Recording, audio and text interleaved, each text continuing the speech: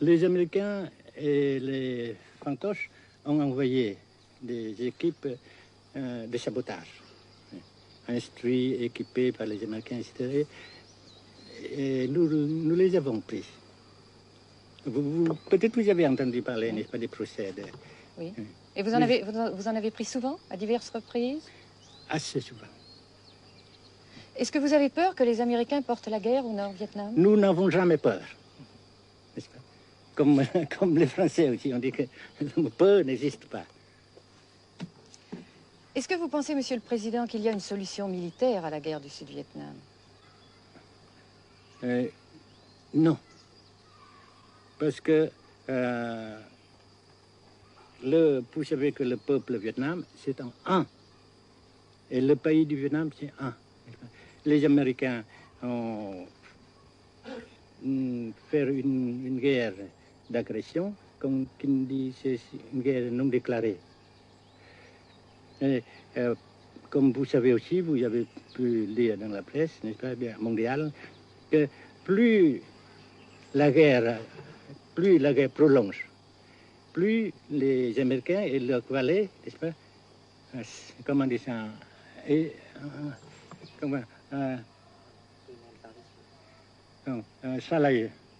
s'enliser, et plus ils supportent des échecs, comme vous savez récemment, n'est-ce pas. Par conséquent, la guerre ne peut pas durer éternellement. Et je suis très heureux que les politiciens haut placés français ont reconnu cela. Vous pensez que le général de Gaulle pourrait en quelque sorte, à un certain moment, arbitrer le conflit? Arbitrer, qu'est-ce que vous comprenez par le mot arbitraire? Nous ne sommes pas des équipes de football. Mais au-delà des accords de Genève, si je ne me trompe, une idée du général de Gaulle est la neutralisation de tout le sud-est asiatique. Est-ce que c'est une idée qui vous semble intéressante? Comme j'ai déjà dit quelquefois, c'est une idée intéressante. Mais ça dépend encore, n'est-ce pas, de la volonté de ces peuples et la manière comment on procède à réaliser. C'est une grande question, n'est-ce pas? Et je ne peux pas dire que je suis d'accord. Et je ne dis pas que je ne suis pas d'accord, n'est-ce pas? Mais parce que vous dites, par exemple, vous dites fleurs. Fleurs, il y a beaucoup de sortes de fleurs. Il y a des roses, des blanches, des rouges, etc. Et il y a qui sont bons et d'autres qui ne sont pas bons. Mais on dit fleurs.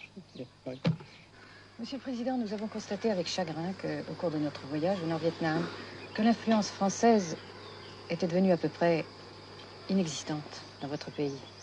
Les moins de 25 ans ne comprennent plus du tout le français. Et je me demande si, à votre idée, des rapports peuvent se rétablir tels que la France continue à jouer une sorte de rôle culturel ici. Avec la France surtout et avec tous les autres pays. Nous voulons avoir une coopération amicale, culturelle, économique, etc. Mais je suis sûr que vous ne voulez pas avoir, n'est-ce pas, que la France ait l'influence qu'elle avait avant. C'est une autre chose. Naturellement, c'est une autre époque. Mais coopération culturelle, économique, qu'est-ce qu'il y a encore, sportive par exemple, oui. etc., n'est-ce pas, nous le désirons. Si la guerre se cristallise au sud et se poursuit encore pendant quelques années, pensez-vous que l'avenir économique du Nord-Vietnam soit viable? Je suis sûr que c'est non seulement viable, mais ça progresse. Parce que vous avez vu vous-même, vous avez constaté vous-même qu'ici, nous travaillons beaucoup, notre peuple travaille beaucoup, avec abnégation, n'est-ce pas, et avec dévouement, avec enthousiasme. Et d'un côté, nous travaillons pour, comment dirais-je, principalement, n'est-ce pas, de nos propres forces, de nos propres... Et aussi, nous avons, n'est-ce pas, l'aide fraternelle des pays socialistes, n'est-ce pas.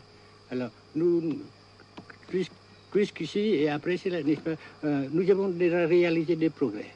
Pas très grand comme nous voulons, mais nous avons réalisé des progrès. Et dans l'avenir, nous progressons de même.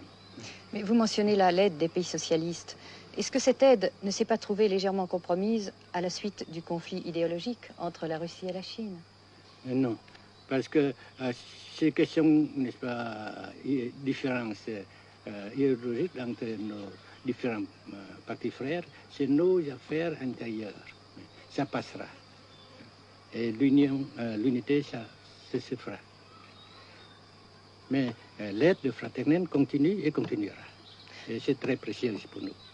Bien sûr. Mais certains ont l'impression chez nous, Monsieur le Président, que le Nord-Vietnam se trouve actuellement assez isolé, asphyxié même, et que politiquement, il pourra difficilement éviter de devenir une sorte de satellite de la Chine. Qu'est-ce qu'on peut répondre à cela? Jamais.